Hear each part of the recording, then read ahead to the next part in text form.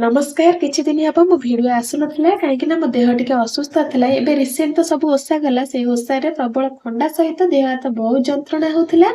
सेति पई मो भिडियो आसुनथिला एबे किंतु मु गोटे रेमेडी यूज करूछि 3 दिन हब एई रेमेडी यूज करूछि जहा द्वारा कि मते बहुत रिलैक्स फील होउछि भाबिली आपण मानक सहित शेयर कर देबी चलंतु आज रेसिपी को स्टार्ट करिबा।